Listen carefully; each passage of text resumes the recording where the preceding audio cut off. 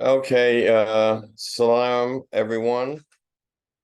Uh, Welcome to another session, the Quran Study Group session. My name is Hamza Abdul Malik. I almost forgot it's been such a long time since we've been on the internet, at least about 3 months. So we've had a long break, but there's been a lot of activity going on throughout the internet with various uh, situations. There's a lot of good quranic study presentations that's been uh, produced by individuals, one thing after the other. So we appreciate having had the time to have spent viewing and taking in some of that information. Today is September 3rd, 2023. The weather here in New York is fine, nice breezy day, sunny outside. And so I hope the weather and everything is fine where you folks are.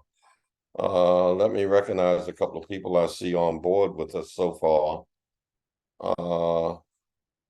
Sister Fatima, I see you. Welcome aboard. Brother Wassam, Brother Saeed, I see you. He's here in the audience and with me in the studio. I can't miss him. Brother June 8, he's my admin, so he's here. And if he wasn't here, perhaps I wouldn't be, or at least you wouldn't see me. Quran versus Hadith, welcome aboard, all of you folks. Muhammad Ali, I see you. Deep Poetic, I see you.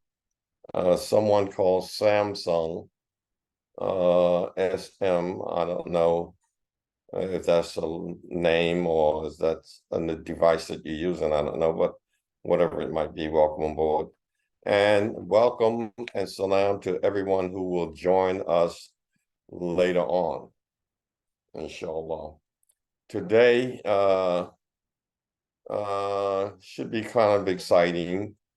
I was going to do a topic. I was going to do a presentation entitled Holding Fast to Allah. That's what I was going to deal with today. Now, I had been waiting such a long time before I came back after the conference, which, by the way, we had a very great conference. And it's been posted on YouTube channel, so you folks haven't had a chance to see it, but we had a very good time there at the conference. But since that time, I was waiting to collaborate with one good brother of mine on an issue, and time just hasn't allowed us to coordinate our efforts with that. And so hopefully, inshallah, down the road, we'll get that brought into focus. But hold fast to Allah is what I was going to deal with. But because of some things that I saw the other day, this is a last minute change. Friday, brother, if you can put up the poster. Friday, I saw this stream, which it turned out to be 7 hours long. You see the poster for the stream. Hadith rejectors, Quranist, Quraniyun, Quran only. And so these folks were coordinating their efforts. Looks like about 8 of them, 4 more, and you would have had in the United States a jury, and all you needed was a judge to show up, and they would have held court and tried and convicted every so-called Quran follower that came in their presence. That's what it looks like, a hangman's court. So that's what it turned out to be anyway.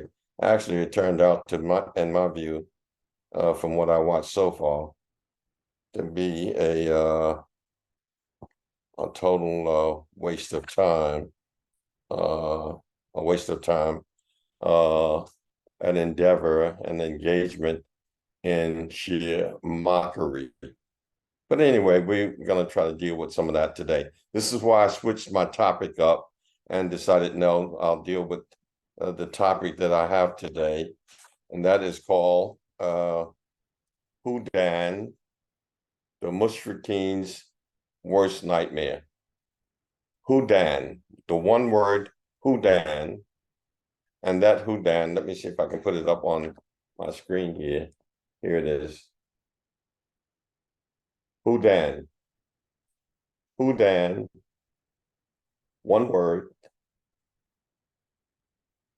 the Mush'rikeen's worst nightmare.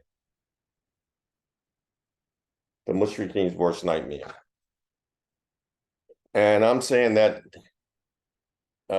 everyone who doesn't follow, who doesn't see that it is required, commanded of them by their creator to follow what has been revealed to the humanity, in our case now, Al-Kitab, Al-Quran alone, as you can see on my shirt, Quran alone, is a mushrik. That person is a mushrik, and Allah upgrades their category and calls them in chapter 40, verse 12, kuffars. And I call them the same. They're a bunch of kuffars. But we're going to destroy them, hopefully, today in 2 minutes flat. The whole world of mushriks will be gone based on the Quranic verses, be destroyed in 2 minutes flat. Although I'm going to take a little more time, but anyone could just do what I'm saying. These are the verses across my shirt here. Chapter 20, verse 123, chapter 2, verse 185, and chapter 34, verse 24. These are the three verses that will destroy them. Either one by itself will destroy them, but I'm going to put them together as a little, I won't use the word Trinity. I'll stay away from that. As three. You'll get three for the price of one. So, without any further, also, let me just make a disclaimer here that for those of you who don't know, and going forward, those who will come to know and see this particular video, and this will represent my position in the past, now, and going forward. And that is that anything I say under the heading of Quran Study Group or any other heading that I might represent or be represented by, anything that I say represent my own personal understanding. It represents my own personal understanding. It doesn't represent the group of person or any other person, rather. I don't speak for nobody else other than myself. Whoever you see me with, in collaboration with, in consultation with, in the group with, we just happen to be with each other because we are brothers and on the journey, trying to get ourselves back to paradise. And so we're doing that based on what we have in common. So we bond ourselves together, regardless whether we have difference of opinions or understandings about things. We all adhere to the Quran alone for the authority that is the sole authority in our lives. And so that we're bonded by that. But when I speak only for Hamza, Abdul, Malik, and that's it. And when I speak, I stand behind what I say. And if anyone comes and corrects me and I look and see that I stand corrected, then I will admit that correction, announce that correction, and move forward, and thank Allah for having guided me to a closer position to the truth. So I just wanted to make that clear, that I represent only me and nobody else. I think that's enough of that kind of uh, time-consuming uh, venture. Okay, so let's get started. Again, salam to everybody who's on board. If I miss your name, if I don't see you, uh, I want to say salam, and I want to thank everyone for coming on, and you people who will come on later, thank you also. HUDAN, HUDAN, the topic of discussion, HUDAN, the Mush'rikeen's worst nightmare. Now, I'm going to present this situation, and when I'm done with it, when I finish, I'll open the floor up for questions and answers, questions from me, and hopefully answers, I mean, questions to me, and hopefully answers from me regarding only the material that I presented. I'm not going to be answering questions about wealth, accumulation of wealth. How much should you keep in the bank, and how much should you keep in your house? Your pants, should you have them short or long? Can you wear weave in your hair? I'm not answering questions like that. I'm not answering any questions. Only questions that I'm going to answer is regarding anything that I say and present. Any other questions you have, invoke chapter 5, verse 101. Don't ask about things that if you get the information, it'll give you a problem, paraphrasing. If you ask about them when the Quran has been being revealed, you'll get your answer there. So I suggest that you go to the Quran and get the answer. Although there are many other learned and respected brothers on the internet who will handle your questions gladly. I'm just not one of them. And when I present my arguments, I try to present them so that they don't require too many questions. They speak for themselves. So let's go. An introduction. Before I give these 3 verses, I want to build an introduction for them.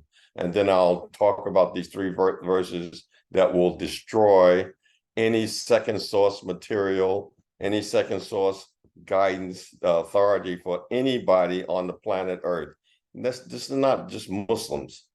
This is for anyone, a human being who doesn't trust God alone, because the law has sent prophets to every nation. He sent messengers to every people. He sent a revelation to every people, and that revelation should be authority for each and every person. If that person doesn't agree and doesn't accept that revelation alone, and he wants to go out and find some second source to supplement God's word, well, he's being indicted by me today. He, she, or it is being indicted by me today. So, and as far as the Muslim is concerned, I want to look at this hadith haters, a band of 8 over there. But these guys, for me, are just nothing to even consider. But they will hear this message.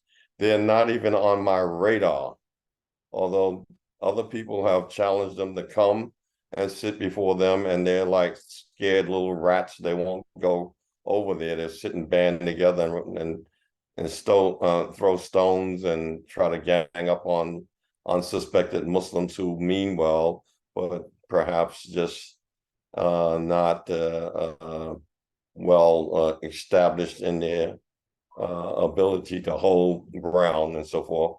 Hopefully they will get there. They'll get to that position. But no, this is not for them. This is my talk today is for the Grand Sheikh of Ashar University. I want this message to get to him. Now, somebody might say, he ain't got no time for you. It's foolishness. Well, it's not me. I'm going to be quoting the Quran. You don't have time to listen to what I say from the Quran? Well, of course you don't, because why? You're afraid of the Quran. You have abandoned the Quran. That's what Allah says about you. You don't want to hear the Quran. But hopefully it'll get to you. But if it doesn't, these little guys like this little band of 8 and all these little guys running around here and all that, get lost, get out of here. You're not ready for this. at all. So let's take a look and see. So now with the introduction, I'm going to start this introduction with Adam. And you've heard me say this before. And, it sounds like, oh, here he goes again. He's back in the same thing when he's going to have something new. No, I want you to understand, especially brothers, like I want to give a shout out to Brother Americus. That's what I saw his name. He was on that podcast, that live streams Friday. And I want to give a shout out to the brother for holding it down as best he could. I must applaud him. I didn't see a lot of other brothers. I didn't get a chance to watch much of the video, but I saw that much. But hopefully that the brother will look at this video and look at several others that I've done. The rejection of the authority of the hadith, or hadith and sunnah dead on arrival. All of those things are on my YouTube channel where I go a few hours in on that. But hopefully they will look at this and use this methodology. Don't do like some people might say, well, I don't want to say that because Brother Hamza said it already. Let me find something else to say. No, follow the best of what is revealed to you from your Lord. If this is the best argument that you can make regarding the so-called hadithers, or the people who the Ahlul Sunnah wal Jamaat, the people of the Sunni, the second source, mushriks, if this argument destroys them, then use it to destroy them. You see, when you go to blow up a mountain and all that, use dynamite.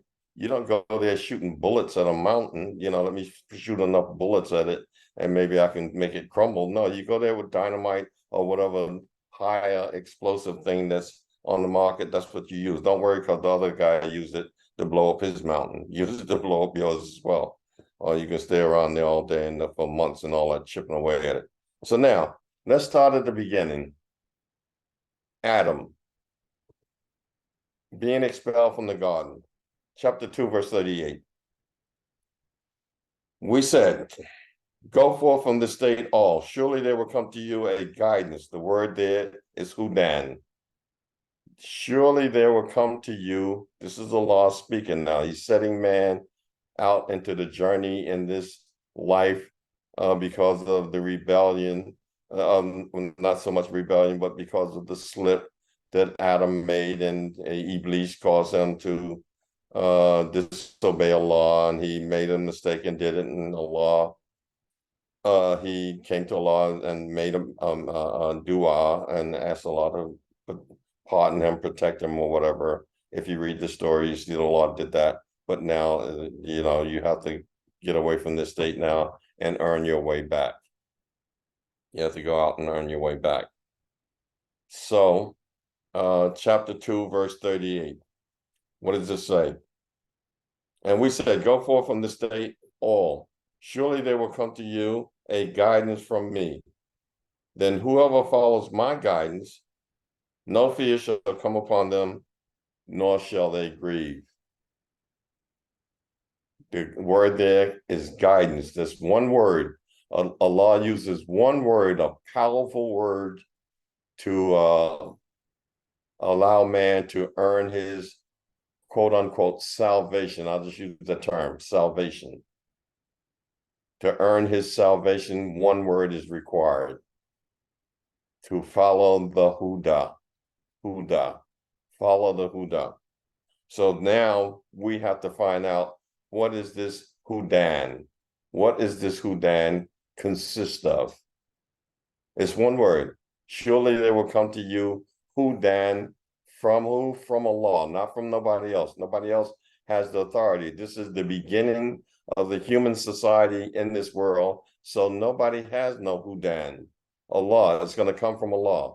And it's going to come from Allah for the rest of the sojourn of humanity in this life.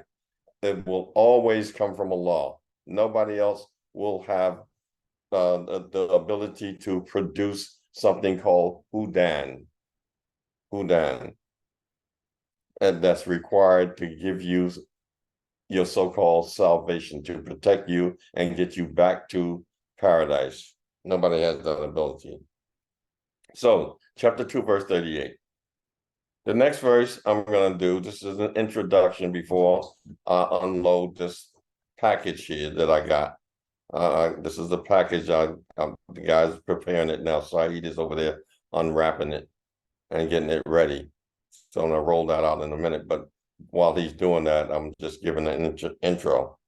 So right away, the Sunnis are jammed already because now they got to figure, wow, are we following HUDAN? This is what they have to answer right now at this point. If I had a sheikh before me, a grand mufti, grand sheikh from Assar or some of the big universities, or a little group of them, I'd ask them, excuse me, just at this point right here, would you say that you are following HUDAN? Of course, they're going to say yeah. If they say no, you can see that would be foolish. So they're going to say yes. So I'm going to hold them accountable for the yes. I'm forcing them into this. It's a setup. Now, chapter 7, verse 18. Here we're talking about Iblis. So mankind was put out, all of them together. But Iblis, what Allah said to him, he said, get out of this position, get out of it, despised, driven away. Whoever follows thee, I will certainly fill hell with you all.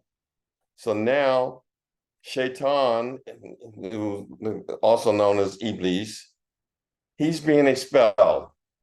And Allah says, whoever follows you, instead of following my HUDAN, my Huda, which is following the law, they decide to follow you. You see, Allah didn't say whoever follows Adam, he's getting out there. Can we follow Adam? No, follow Allah or follow Iblis.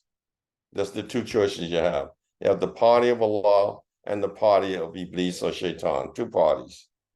Whoever follows thee, I will fill hell with thee, with you all. Now, a note in chapter 7, verse 30. This is a note, a sidebar. In chapter 7, verse 30, Allah says, a party he has guided, and another party, damnation is justly their due. Surely they took the devils for friends instead of Allah, and they think that they are rightly guided. So Allah's letting you know that eventually what happened over the period of time and still happening right till this moment and will happen up until the day of Qiyamah, that a party of this people who got out of a paradise and now have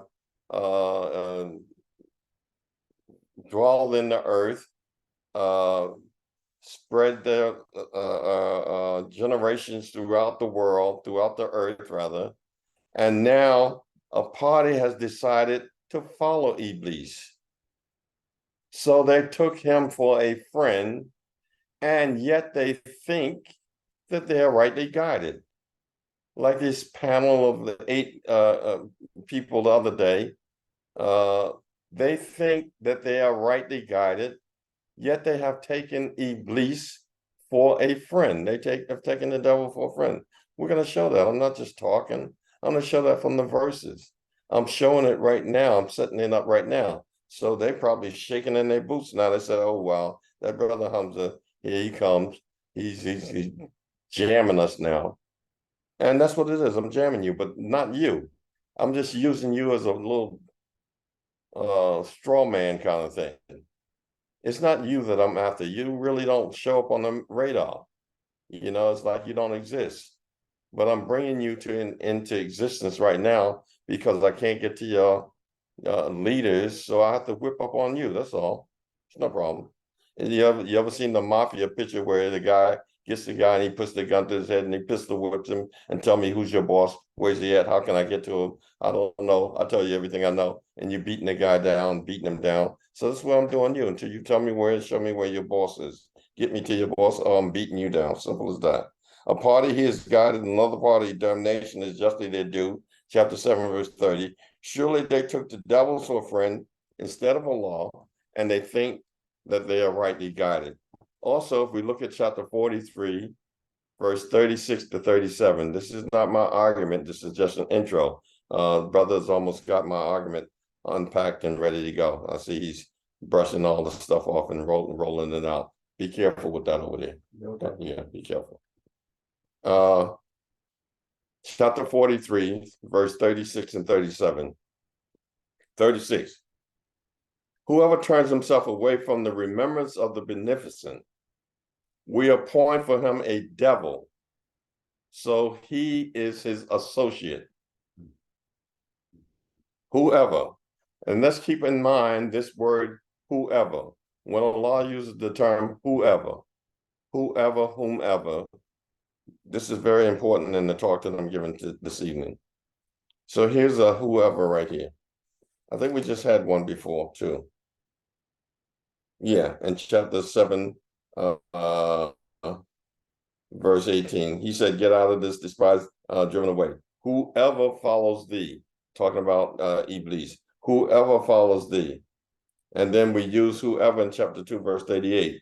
We said, go forth from this state, all surely they will come to your guidance, then from me. Then whoever follows my guidance. So this whoever thing is very important here. And all these so-called Arabic scholars, people who, brother, you're not even reading the Arabic, you're just reading the English and all that. I'll address that later on in the situation too. But meanwhile, you go and read the Arabic, then come back to me and tell me in Arabic what it means, so I don't know what the hell you're talking about. You say, well, okay, brother, I'll translate it for you. Then translate it like I'm doing here, and it'll be the same thing I'm saying. So it doesn't make no sense what you're saying. So now you'll see the same whoever turns himself away from the remembrance of the beneficent, we appoint for him a devil. So he is his associate. 37. And surely they hinder them from the right path, and they think that they are rightly guided. They think that they are the Mush'rikeen, that they're the people of HUDAN. They think that they are rightly guided. Now, a few observations from this intro that I've just done. A few observations. Number one, only Allah only refers to the Quran alone when it comes to guidance. When it comes to guidance in the Quran, in the book of Allah, Kitab Allah, the word guidance only refers to the Quran alone. And by Quran alone, I mean Al-Kitab, Al-Kitab, Al-Quran, the revelation that was descended upon the messenger prophet Muhammad. That revelation. That's what Allah refers to when he's talking about guidance. He doesn't have a second source authority for guidance. He doesn't have a second person or people or entity that guides. That's one observation. Another one is that Allah's guidance via the Quran allows for no intermediaries or additional sources of guidance. It doesn't allow for any of that. And just to put this in the record, chapter 10, verse 35, chapter 25, verse 31, chapter 7, verse 43, chapter 2, verse 272, chapter 20, verse 50, and chapter 24, verse 46. And I could go on and on and on. But later on, when you look back at this video, inshallah, you can go and check out those verses.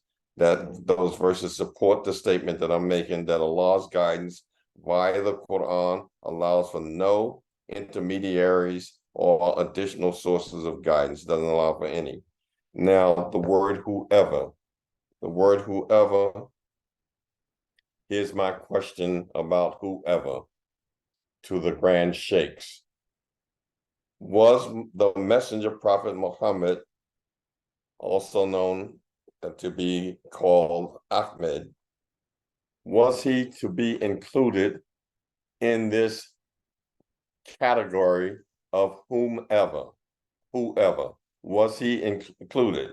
When Allah says, surely guidance will come to you, Adam and his progeny, and humanity as a result of that, down the line, back whenever Muhammad came on the scene, was he to be part of the whoever follows Allah's Huda, would be guided? And I say, yes, he was included. So now let me hear the Sheikh, the Grand Poopah, say, no, it doesn't include him. Let me hear him say that. Okay. And I'm not going to just hear him say it. I'm going to take that and beat him down with it. I'm going to take that from him and beat him with it. I'm not just let you say that to me and get away. I'm not asking you no questions so you can get slick and say something and get away. No, I'll ask you a question. You say the wrong thing, I'm beating you to death with it. If you say the right thing, you beat yourself to death with it. One way or the other, you get beaten to death. The only way you can escape that beating is to come over to this Quran alone. Otherwise, you're constantly in a state of being beat to death.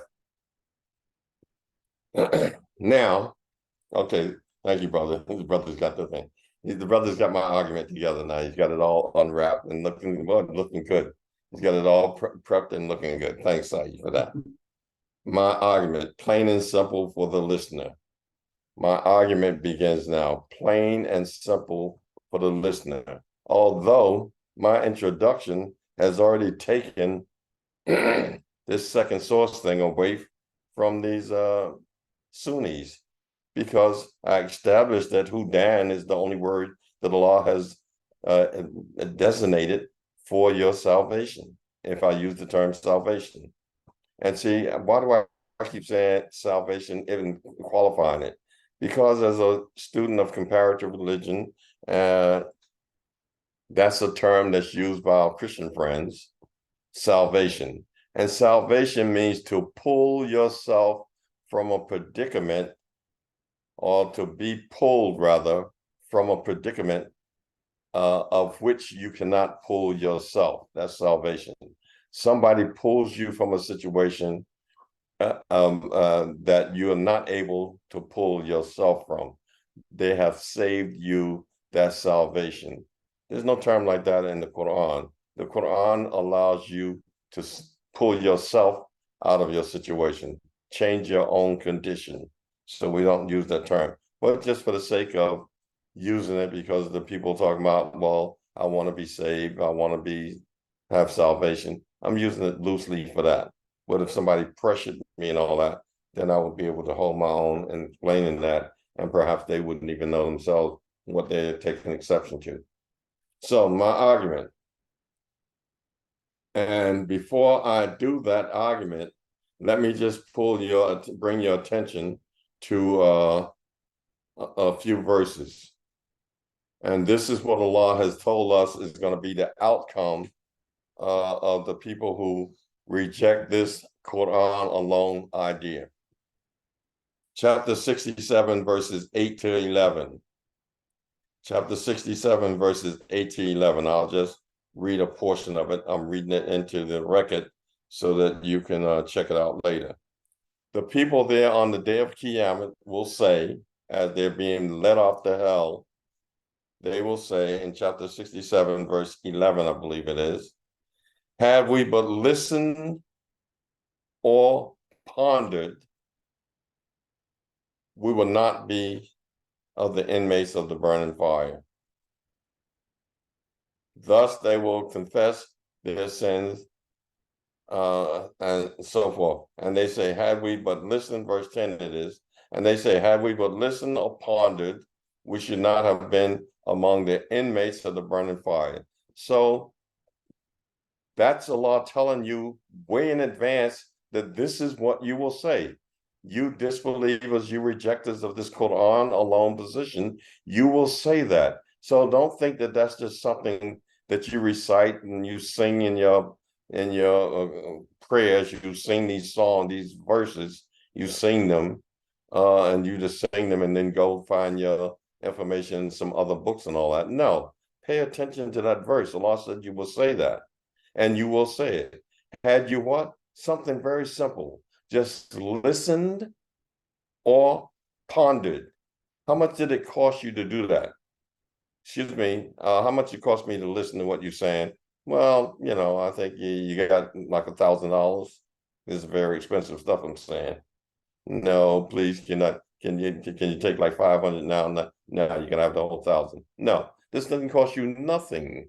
Oh, brother, you can listen, just stand right here and listen. And then when you listen to it, ponder, think about what's been said to you. Ponder and say, that made a lot of sense to me. I never thought of that before. Let me get on with that until something comes to show me that that's wrong.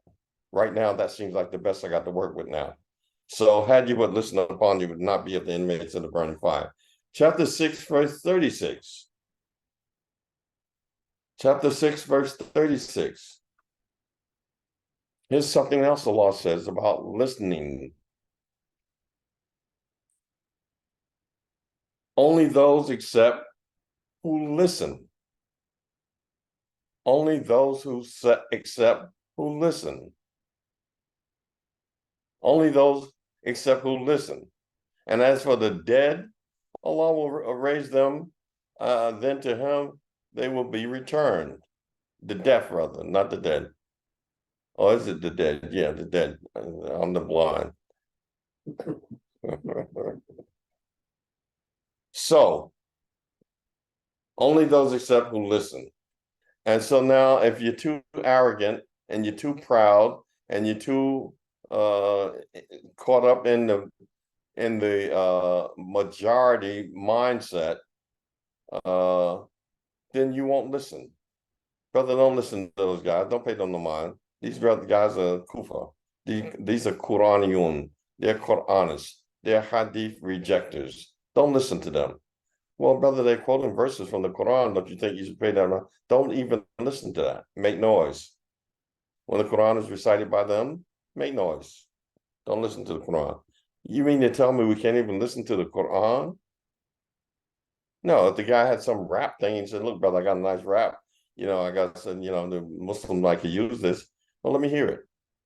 You'll listen to that from that brother. But you don't want to hear the Quran. So Allah indicted you there. And lastly, chapter 41, verse 26. And that's what I just talked about just now. Chapter 41, verse 26. And those who disbelieve say, listen not to this Quran, but make noise. Those who disbelieve say that. Those who disbelieve say that. Keep that in mind. Excuse me. Chapter 41, verse 26. And those who disbelieve say, listen not to this Quran, but make noise therein. Perhaps you may overcome. Now, a good example of that, and my good brother's on listening right now, Brother Wasam. He was yesterday, he has a video up. He was in a park at some gay pride situation.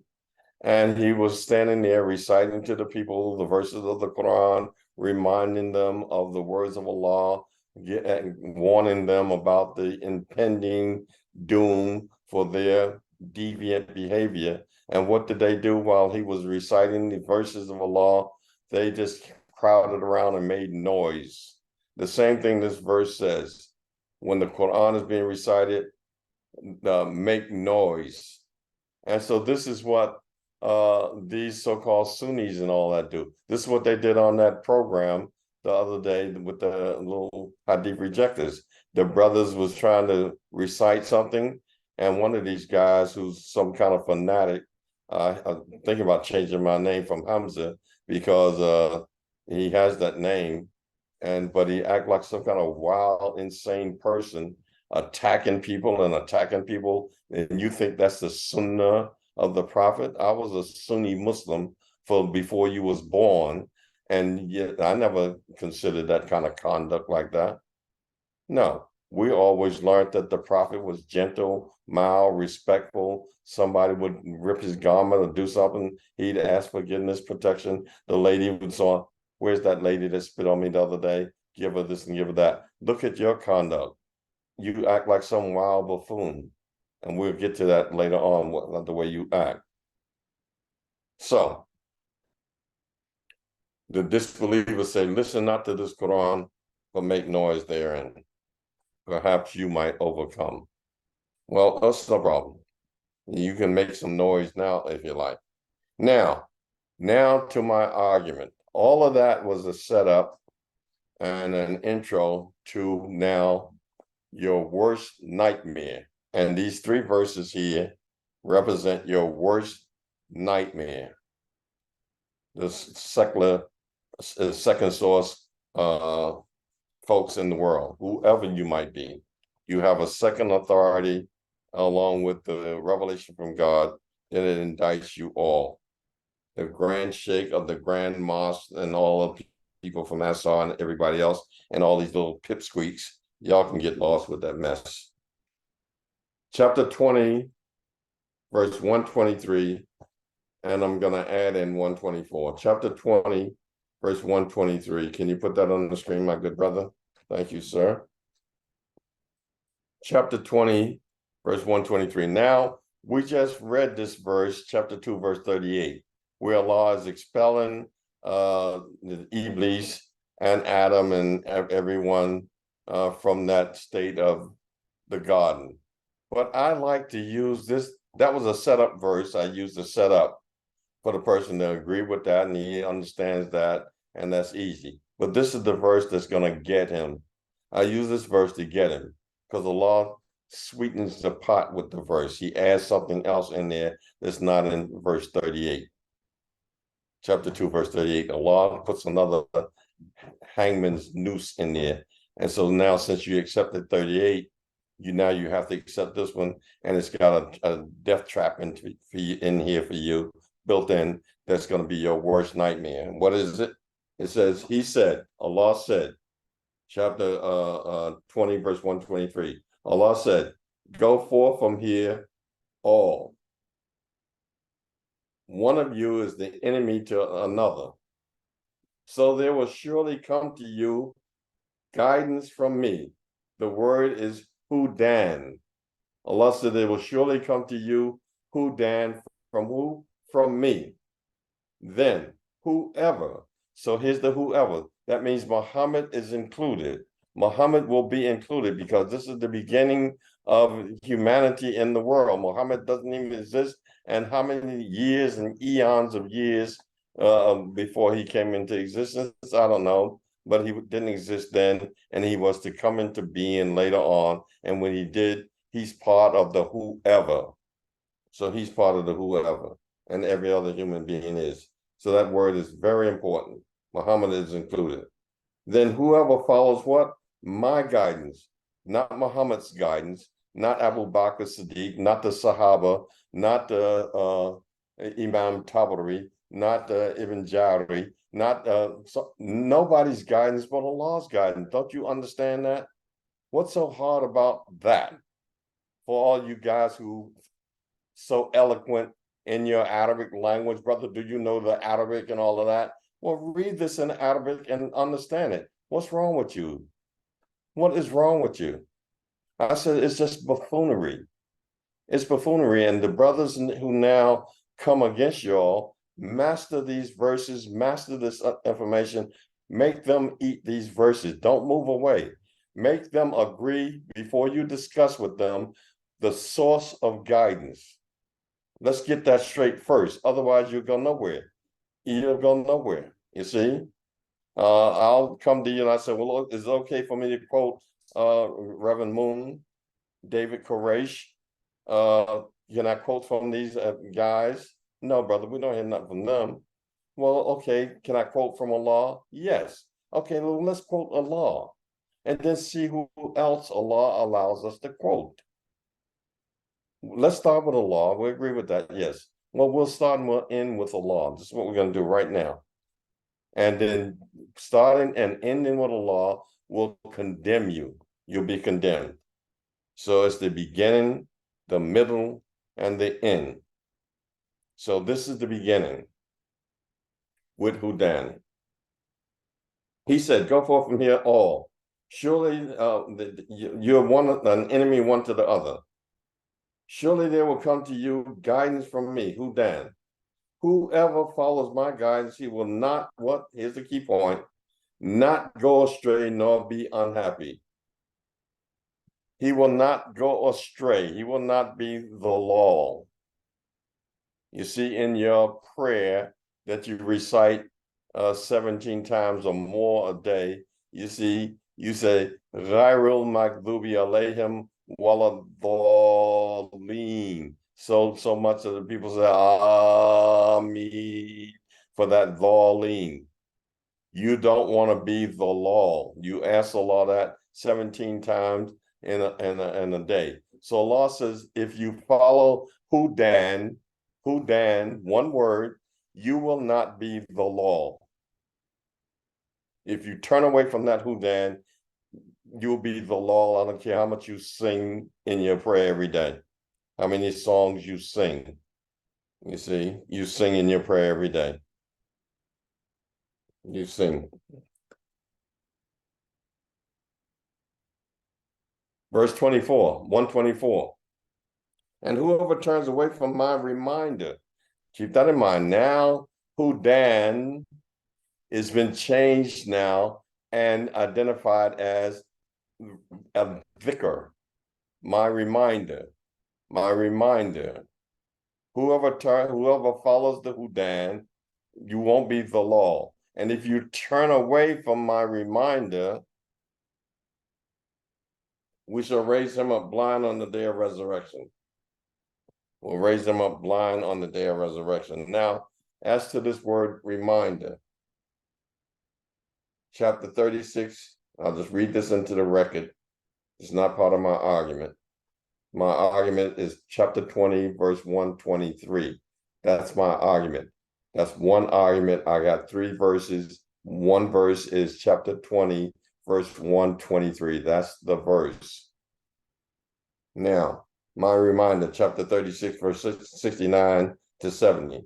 This is nothing but a reminder and a plain Quran to warn him who would have life. That's what Allah says. And chapter 36, verse 69 to 70. This is nothing but a plain, but a reminder and a plain Quran. This is nothing but a reminder and a plain Quran.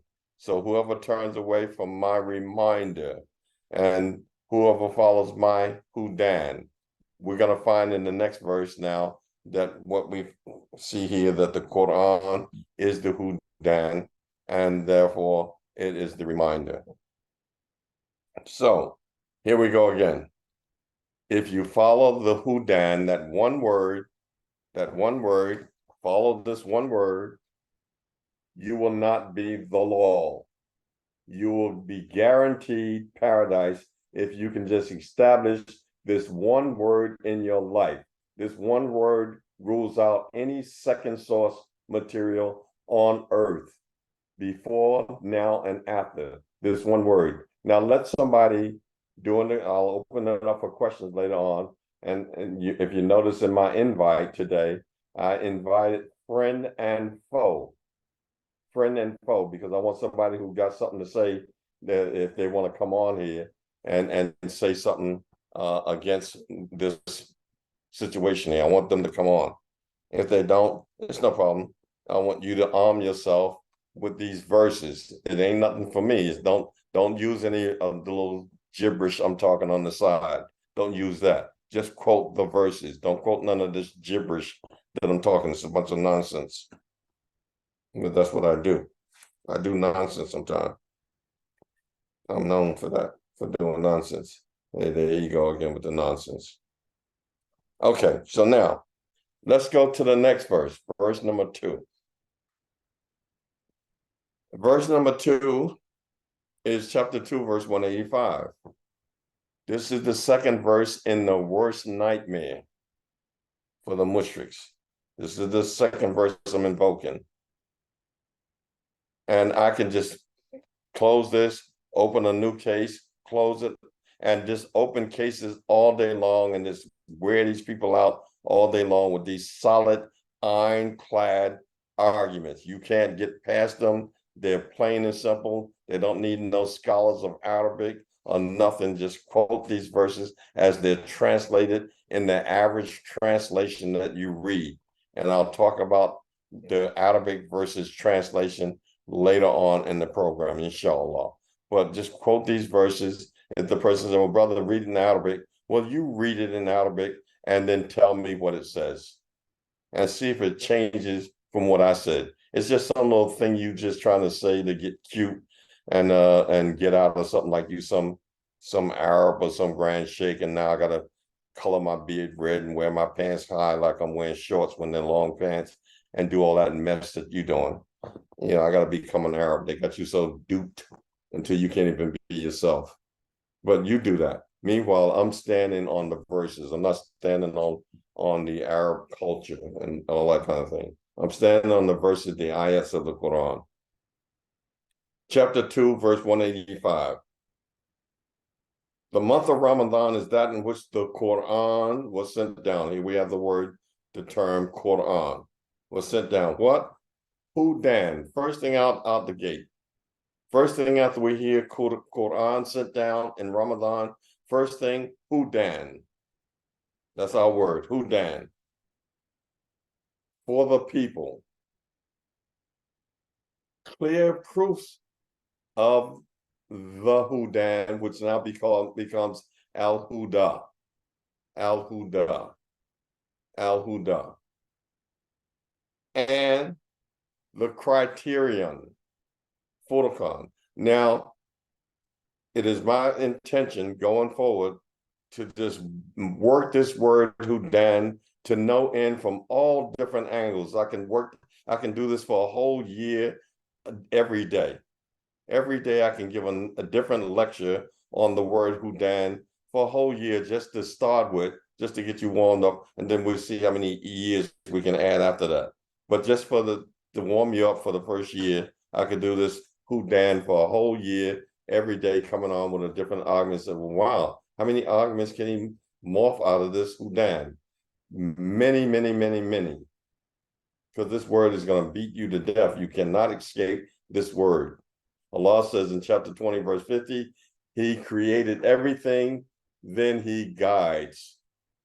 Look at that. All the creation of everything, then the final thing is Allah guides. That's the thing that's being done now. Allah is guiding. He's not creating anything now. He's guiding. And everything that's materializing, morphing itself into other forms and shapes, and one thing after the other, it's because of the guidance that's built into its nature. So, chapter 2, verse 185, the month of Ramadan is that in which the Quran was sent down, a guidance for the people, clear proofs of the guidance, and the criterion. Then I just skip a few verses. It says, you should exalt the greatness of Allah for having what? Guided you, and that you may give thanks. So, here it is. The month of Ramadan, that in which the Quran was sent down. What is the purpose of the Quran? HUDAN. Clear proofs of the HUDAN and the Photocon. We'll talk about this more in details as we go along. I'll bring other arguments about this HUDAN word. I'll show you, in the best of my ability, every different shape, form, and fashion of how this word is used in the Quran. And we'll talk about it on and on and on. This is the only thing that I want to make sure you understand, that because this destroys any second source material, any second idea of wahi for authority to guide you with. It destroys all of that. So that's the end of that ball game. So now that's argument number 2. It's on my shirt. We got one more left. Chapter 34. Verse 24. And each one of these verses is dealing with the word HUDAN. Get thee out of here. HUDAN will come to you. Whoever follows my HUDAN, they will not be the law. They will not go astray. You will not go astray if you follow the HUDAN, chapter 20, verse 123. What is the HUDAN? 2:185. The month of Ramadan, the Quran was descended. What? HUDAN, for the people. HUDAN. Now, so that's the beginning. Get out of here. The middle, the month of Ramadan, you got the Quran. And now let me give you the end. Let me give you the end. Let me give you the end. So that your nightmare will either wake you up or you'll perish and die in your sleep. But you'll have a daymare after that when you wake up. 3424. The great ultimatum, a final proposition. 3424, I'm calling it the great ultimatum, a final proposition. There's nothing after this. It's the great ultimatum and the final proposition. Look what it says. Say, who gives you sustenance from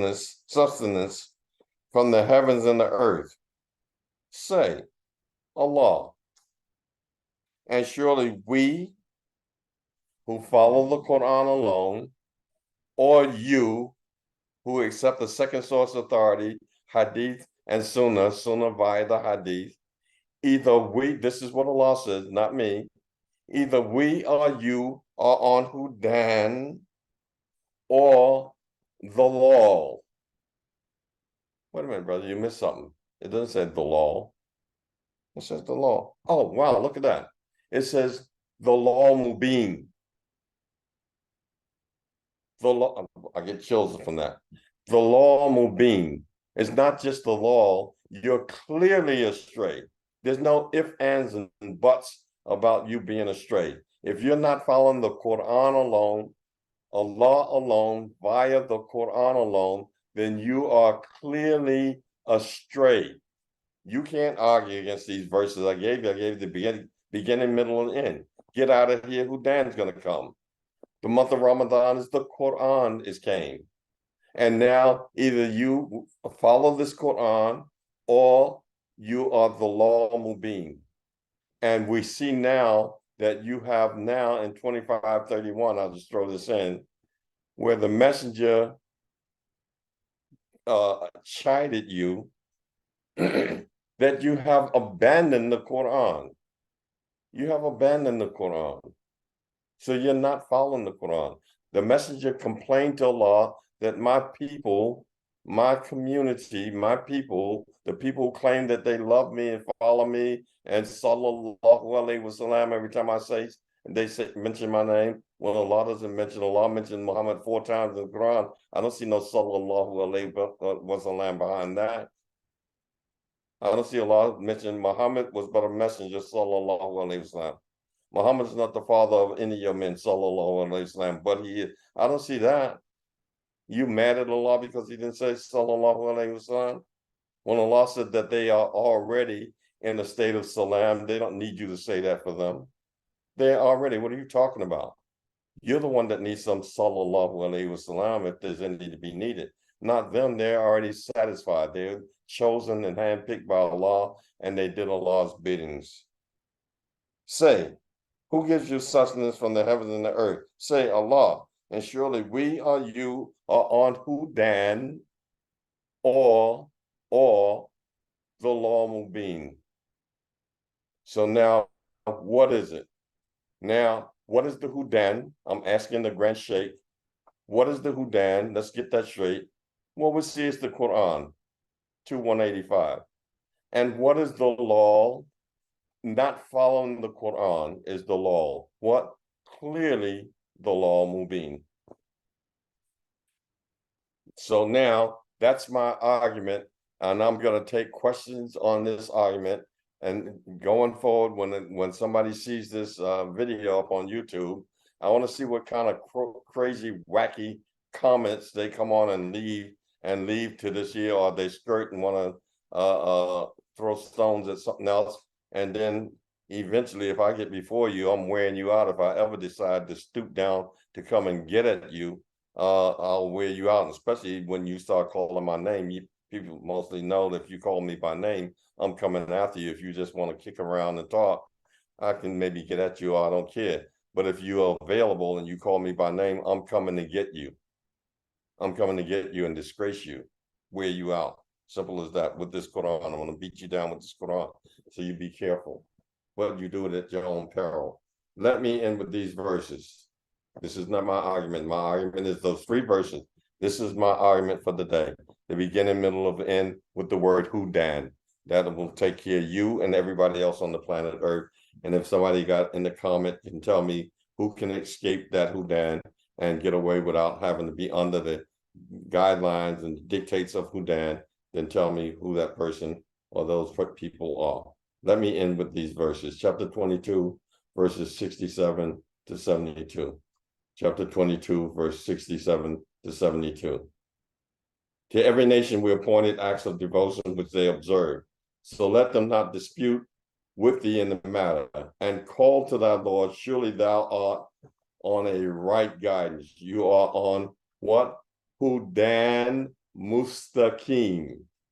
Look at that. Allah tells the messenger, you are not only on Hudan, you're not only on the Sirat al-Mustaqim, chapter 43, verse 43. Surely you are one of the messengers on the Sirat al-Mustaqim. Can you put that up? 43, 43. I just want to compare that. Look at this. We know in chapter 6, verse 162, the messenger says, surely my Lord has guided me to what? The Sirat al-Mustaqim.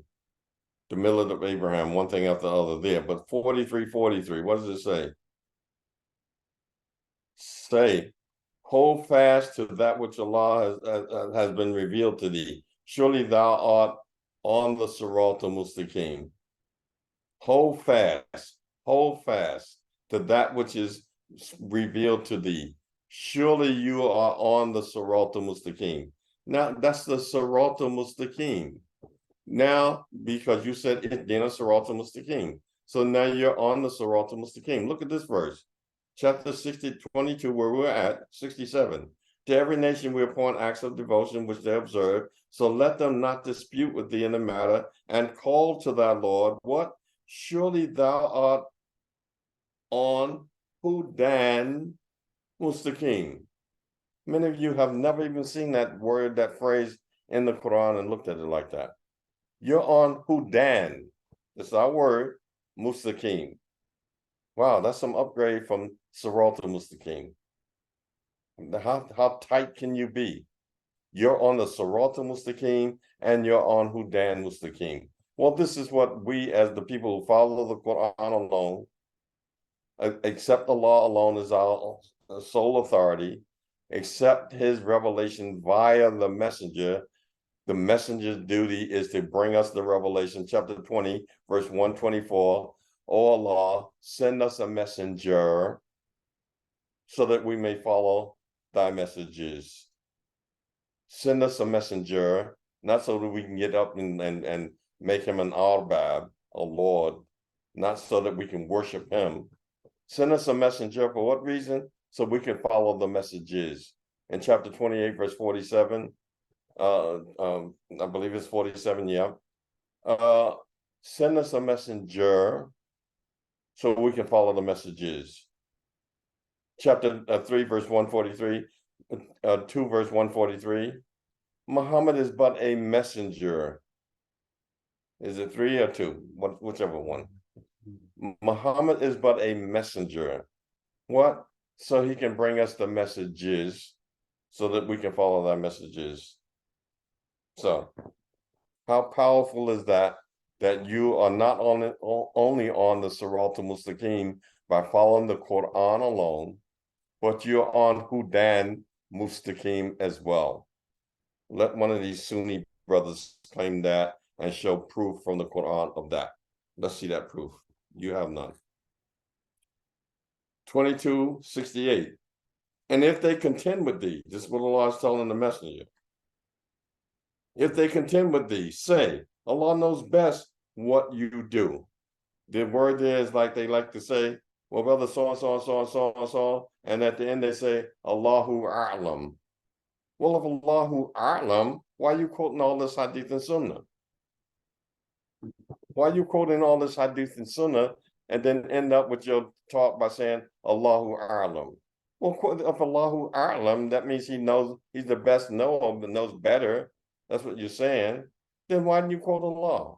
Why'd you bother to quote all this stuff? And then at the end, you want to flavor that up because there's just some little slogan that you say and you have no idea about what you're saying. You're just mimicking stuff. Such silly season stuff that you got going on. Verse 69 of chapter 22. Allah will judge between you on the day of resurrection, respecting that wherein you differ. So there again, and this is what our brothers have to realize, brothers who follow this Quran situation again, because one brother differs with you or you differ with him regarding something from the Quran that you see and understand, that's no reason for you to go jumping up and speaking ill of the brother or the sister, whoever it might be, because they're getting their understanding, getting their knowledge from the Quran as best they can ascertain it. And so if they have a differ, they're honestly seeking and all that, you try to explain to them, but they still don't get it, leave that alone. Why? Because you're not Allah, and Allah has the job to do on the day of resurrection. It says what? Allah will judge between you on the day of resurrection, respecting that and where you differ. So now if you think you're going to settle everything now and you don't want to give Allah his authority to change you, correct you on the day of resurrection. So if you want to do it here now, I can't wait till that. We got to do this now. We have to get straight now. How many rakats you make, how many salawats you make, how much you pay in zakat, when do you start fasting, how do you do this, what color, what are you talking about? Just stay in the Quran and do what you have to do of good deeds. Associate nothing with Allah and do good deeds. Is there enough good deeds for you to do, or you did them all? You did them all. Now, verse 70. Knowest thou not that Allah knows what is in the heavens and the earth? Surely that is in a book. That is surely easy for Allah. Verse 71. And they serve besides Allah that for which he has sent down no authority, of which they have no knowledge, and for the unjust there is no helper. So Allah said they serve that. They serve besides Allah that for which Allah has sent down no authority. Allah has sent down no authority for a second source of authority called hadith and or sunnah. There's no authority for that in the Quran. The Quran uses the word hadith. Allah uses the word hadith in the Quran. So he knows that word. Every time he uses it outside of the Quran, it's in a negative way. He's rejecting it. He knows the word sunnah. Every time he uses it, it's about his sunnah. He rejects anybody else's sunnah other than his own established sunnah and the method in which he does things. He uses it. He knows those words. What do you want to tell Allah? You want to inform him of what he knows not in the heavens and earth. And finally, this verse here, chapter 72. Verse 72 of chapter 22. And when our clear messages are recited upon them, thou will notice a denial on the faces of those who disbelieve. Now we saw that Friday in that gibberish, 7 hours of gibberish. That was I saw it up until a certain point when our good brother, the brother known as Americus, when he was talking, and people like Hamza and one of the other guys from that circus was looking, frowning, getting slobbering at the mouth, and wouldn't let the brother talk and all of that. And the brother, they're living out this verse right here. And when our clear messages are recited to them, because the brother asked you something, he said, well, let me tell you what it is. It's the Quran. No, brother, I don't want to hear the Quran. Tell me something. I'm asking you. The brother said, well, I'm answering you from the Quran. I'm answering you from the Quran. You don't want to hear that. When our clear messages are recited to them, rehearsed upon them, thou will notice a denial on the faces of those who disbelieve. Those who disbelieve, keep that in mind. Those who disbelieve, Allah says those who disbelieve. Very important there. Look, keep that word in mind.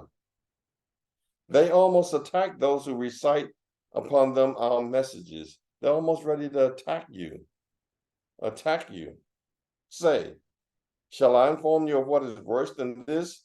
The fire. Allah has promised it to those who what? Disbelieve. And evil is the resort. Now, this disbelief. So now we see that when you're reciting verses to these mushriks, these munafiqs, they are ready. You can see the look on their faces. They want to attack you. They want to use this old business we used to say back in the days of Islam here in New York, when we just came out of the jail and out of the alleyways in New York and became Muslims. Brother, your blood is lawful.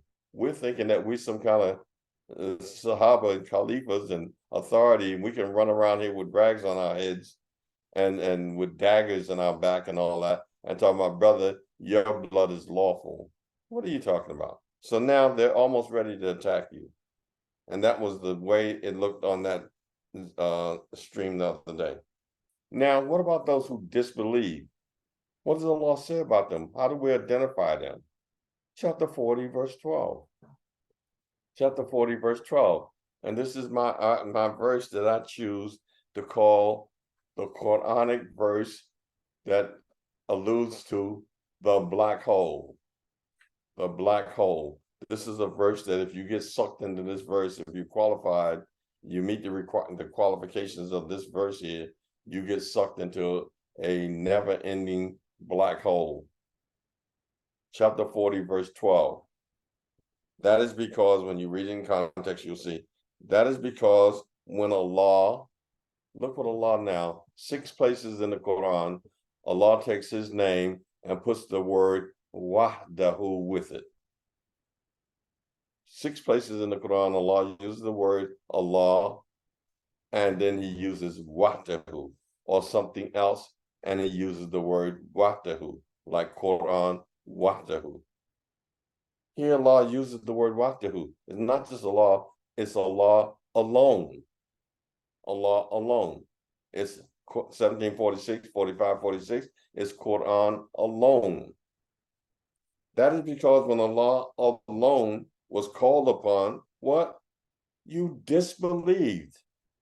When Allah alone was called upon, you disbelieve. Anybody who doesn't like to hear Allah alone via the Quran alone, Allah says you are disbelieving. You are acting in a state of kufr. You are a kuffar. That's what Allah is calling you. Because you don't like to hear, entertain Allah alone. It's got to be Allah and someone else, and the messenger, and the prophet. You don't even know the difference between the messenger and the prophet. In chapter 60, verse 11 over there, somewhere over there, it says, "O prophet, when believing women come into you and they making pledges, so and so and so and so, and they decide that they will accept you and trust you in that which is right." In other words, obey the prophet is conditional in the Quran. When Allah says prophet, Nabi, obedience to him is only conditional, and that was only for his contemporaries. Got nothing to do with us today. We can't do nothing regarding the prophet. We can't do nothing regarding the prophet. It has nothing to do with us. Zero, nothing. But when it did back in the day, it was only conditional that you be right. Because why? You've been known to get stuff wrong. Oh prophet, why did you forbid so-and-so on? Well, oh prophet, so-and-so, we pardon you for that, but be careful, oh prophet. You got stuff wrong, so you be careful, watch you. But messenger, never wrong, never chided. Why? Because send us a messenger so that we can follow the messages. If the messenger is wrong, the message is wrong. If the messenger is wrong, the message is wrong. If the prophet is wrong, got nothing to do with the message. And that's something you guys out there, these mushriks, you need to get to learning that and stop singing the Quran all day long.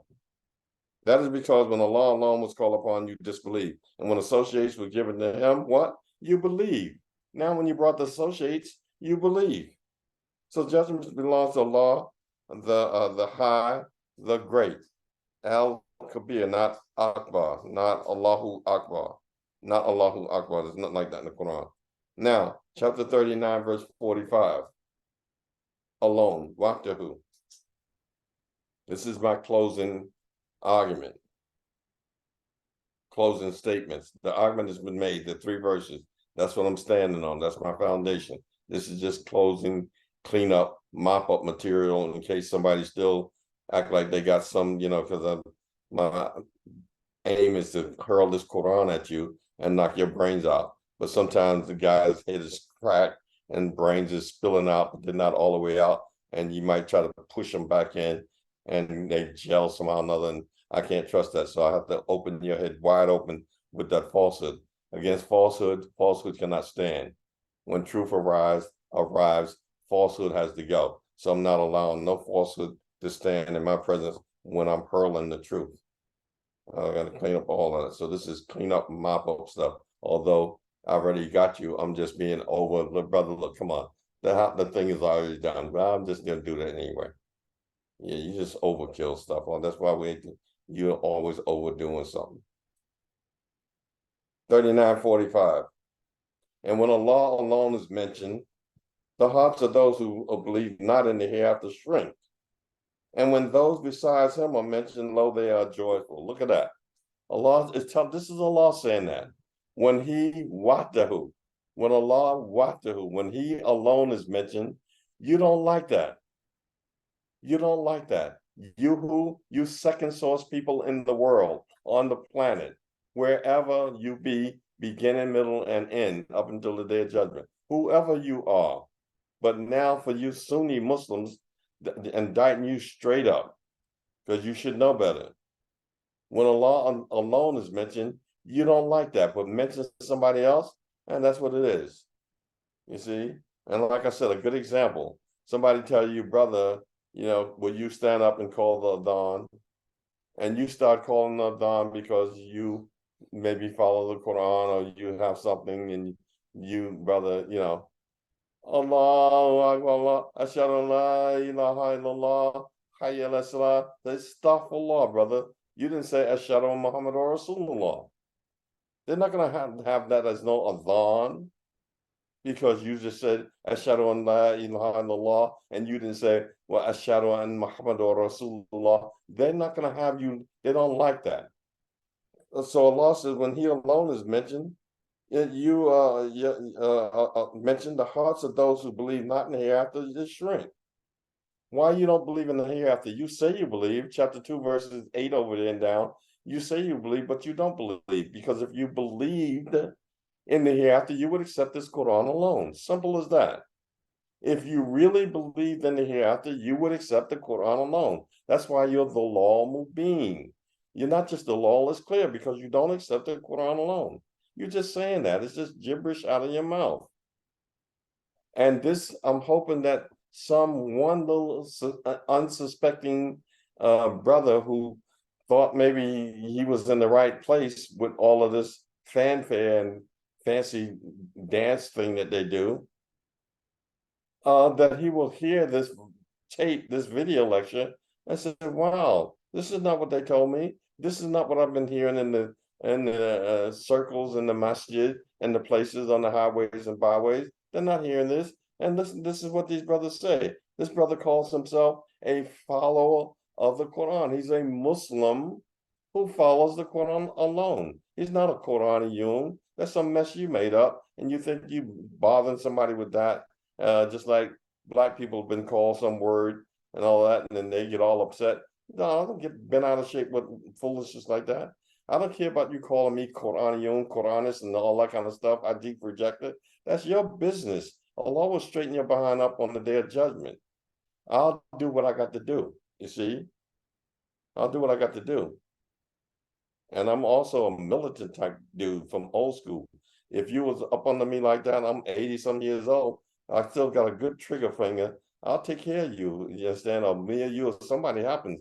If you step to me like that with some foolishness and get all out of shape while my blood is lawful and all that, I'm not the one to play with. I'm not no play to be playing around.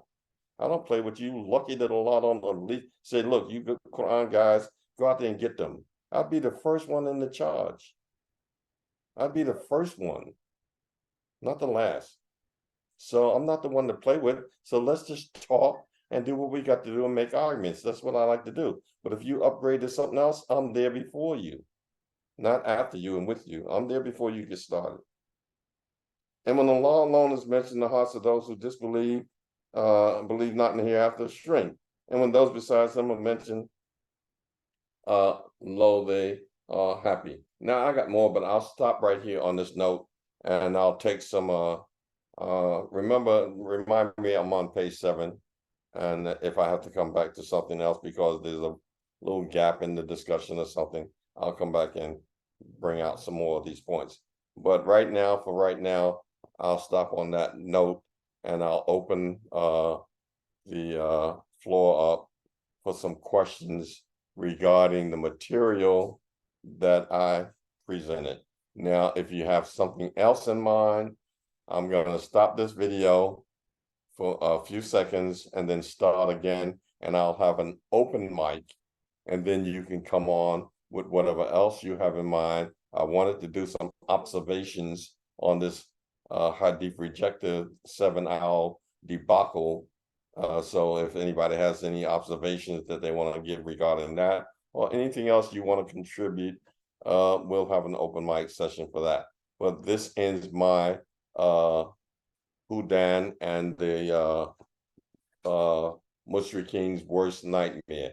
I'm saying these 3 verses hurled against the mushriks is their worst nightmare. It's the word HUDAN. They can never escape that word. They can never bring in a second source authority with that word. We don't need to know, well, brother, how do you make the law and all that? Shut up, because how you make the law or whatever you do is in the Quran. It's not in no second source, because the law has ruled out second source.